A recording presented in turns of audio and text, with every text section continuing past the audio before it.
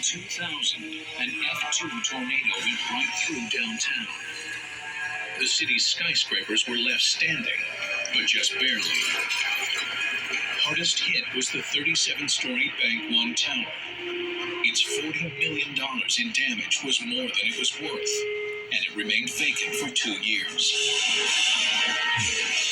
But the Fort Worth experience is a warning notice for Chicago, where skyscrapers continue to go up one after another. You wouldn't actually see a skyscraper collapse in most cases from a tornado strike, but the damage that would be done would be nearly total. It'd be very similar to what would happen if the structure had actually collapsed. Look at it! Oh my God. The city by the lake is in danger.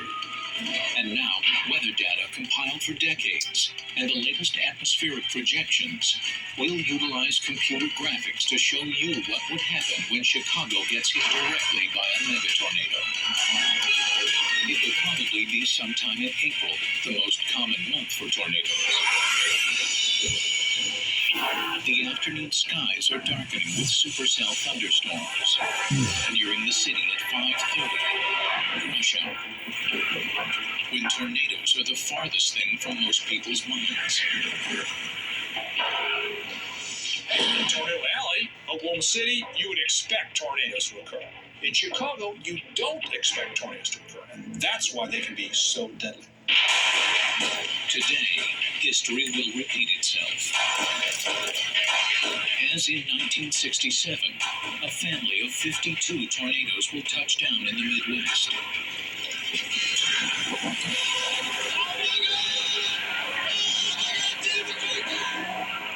"17 of them within 125 miles of Chicago.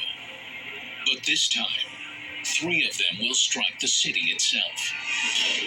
It begins in Norman, Oklahoma, where the nation's Storm Prediction Center tracks the forming supercells. The SPC has overall responsibility for monitoring severe weather all across the country. Forecasters at the center issue a tornado watch for northern Illinois. Meanwhile, at Chicago's National Weather Service office, forecasters are looking for signs of twisters on radar. The telltale signal is a pair of highly contrasting colors on the display, which means severe rotation.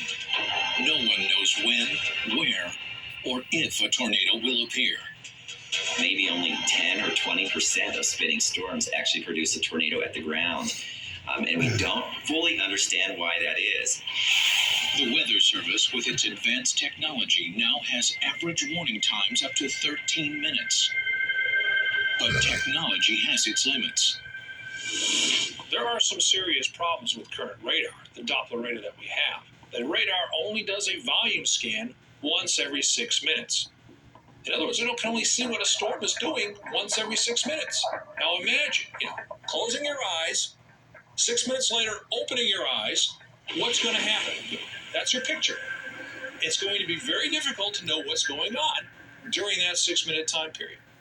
Storm spotters on the ground do what radar cannot.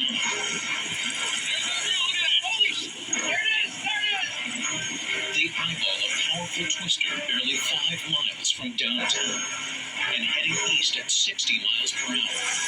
The tornado warning goes out.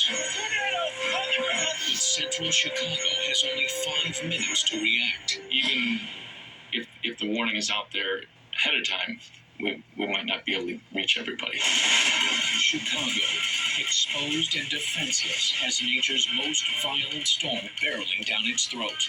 The city faces a life and death struggle as a megatornado gets ready to strike its disastrous blow.